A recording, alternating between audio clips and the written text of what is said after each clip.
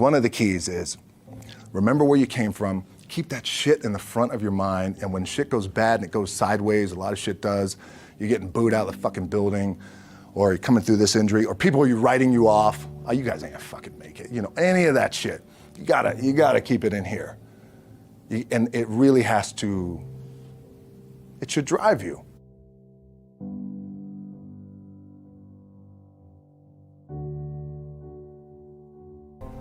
Like, it feels seamless because you prepared for so long, but it's just like you guys prepping for a game. That's the fun part. That's where it's like, fuck, it's fun, man. People are paying their hard-earned dollars to come see you. They're cheering, they're going bananas, they're booing the shit out of you or on the road. That's fun. That's what you live for. I mean, that's the juice right there. The prep is where the character's made. And I just don't mean the character I play, I mean the character in here.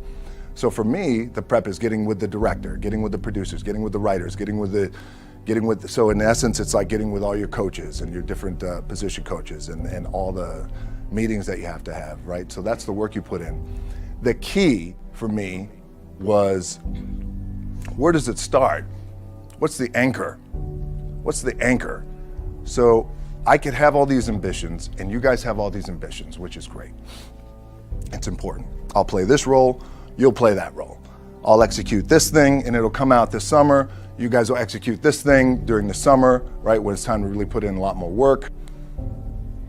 But the key with me is just always finding what the anchor is. And the fucking anchor is getting up at 4 o'clock in the morning every day before anybody else and grounding my thought process is in the no one will outwork me. No one. I love and I respect you guys.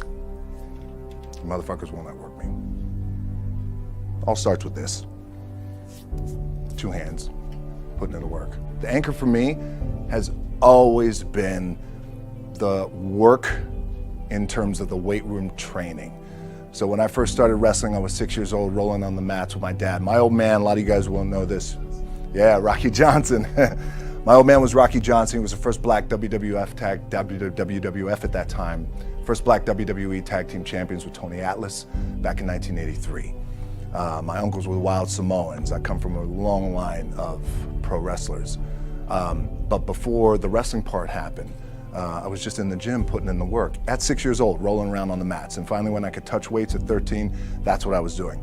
But the weight part for me and the gym part has always been, has to be the anchor. Look, at the end of the day, like again, it's the kind of stuff that I talked about at top is I have to hold on to my dad in his pickup truck came down 4 o'clock in the morning, picked me up in Miami from Tampa. We lived in a little shitty apartment in Tampa. He drove down in his little pickup truck to Miami to get me when I was cut from the CFL.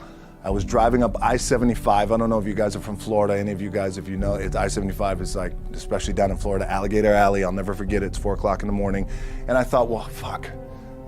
I leave home like you guys left home. I'm ready to tackle the world, to get after it, achieve my dreams and goals. Fucking crushed by 22, 23 years old. Now I gotta move back in with my mom and dad. I played on great teams though. Wait a second, this is not supposed to be my future. I'm supposed to be in the NFL right now. I'm supposed to be making a lot of coin and buying my parents shit, buying me shit, taking care of my wife, but it never happened. So I pulled out my wallet, I thought, well, let me see how much money I have. I opened it up, I had a 5, a 1, and change. I'm not fucking around, and well, at least I rounded up to $7.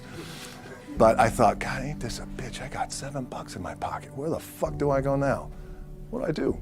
I can't go back to CFL, because you know, the point comes where you hear that voice, big run's over. Like, you're done, right? So I heard that voice.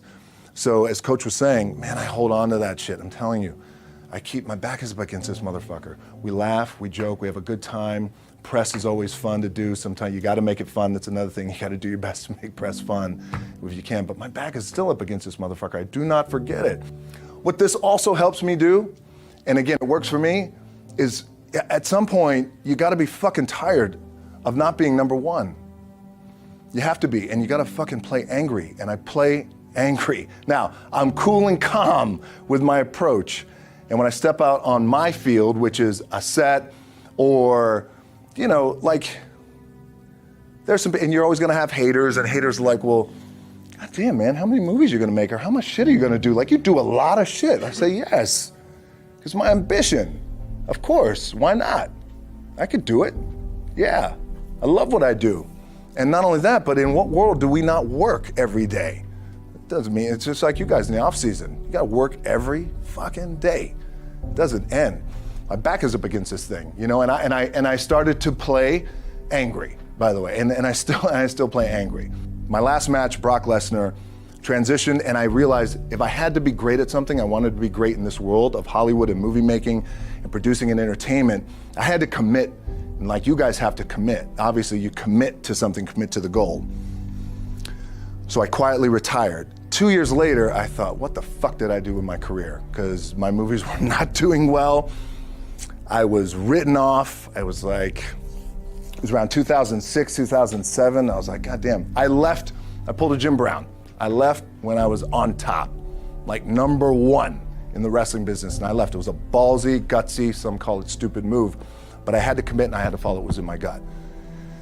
And at that time, I'll share this with you guys, and Will Smith is my boy, and I sat down at that time with the agency I was with, and they said, what do you want to accomplish?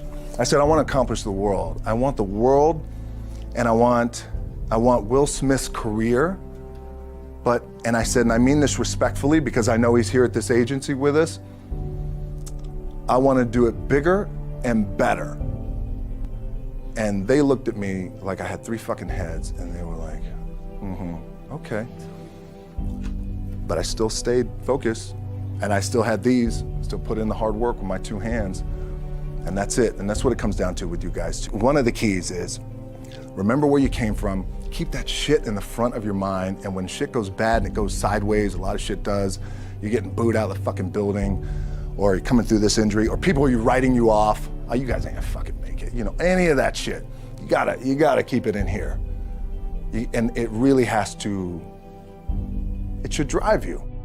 After about a month and a half of staying in that little apartment and cleaning, I got a phone call from the head coach of the team who cut me, the head coach of the Calgary Stampeders. He called me and he said, hey, I know we cut you, but I'd like you to come back. I said, okay, I appreciate that, coach. Thank you very much. I'll think about it. And he said, okay, great. I hung up the phone, and my dad said, you're gonna do it, right? I said, no, I don't think so. I think I'm done with that. And he goes, what? I said, my gut tells me I'm done. He said, what are you gonna do? I took a deep breath. I said, I'd like to get into the business. He said, what business? I said, the wrestling business.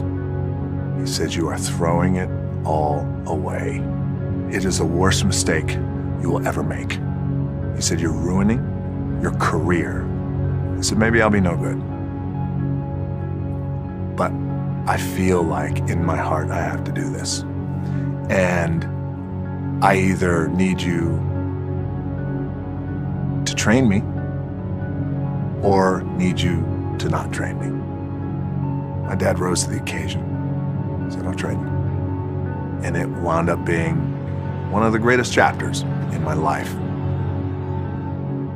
Key for me was, where does it start?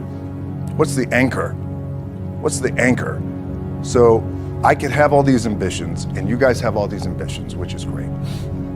It's important. I'll play this role, you'll play that role. I'll execute this thing, and it'll come out this summer. You guys will execute this thing during the summer, right, when it's time to really put in a lot more work. But the key with me is just always finding what the anchor is. And the anchor is getting up at 4 o'clock in the morning every day before anybody else, and grounding my thought process is in the no one will outwork me. No one. I love and I respect you guys. Motherfucker won't outwork me. All starts with this. 2 hands. I found that with depression, one of the most important things you could realize is that you're not alone. You're not the first to go through it. You're not gonna be the last to go through it. And oftentimes it happens. You feel like you're alone, and you feel like it's only you, and you're in your bubble, and I wish I had someone at that time who could just pull me aside and, hey, it's gonna be okay. It'll be okay. So I wish I knew that.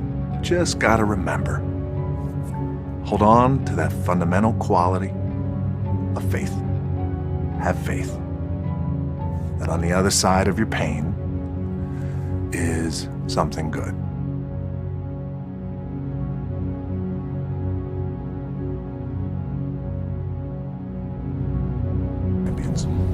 The key for me, what I think one of the keys is, remember where you came from, keep that in the front of your mind, and when shit goes bad and it goes sideways, a lot of shit does, you're getting booed out of the building, or you're coming through this injury, or people are writing you off, oh, you guys ain't make it, any of that, you gotta keep it in here. And it really has to, it should drive you, it should. It works for me, it should drive you. You got all the talent in the world, it's all here. Really, the two things I want to say are, you got to be the hardest workers in the room, and don't f*** the opportunity.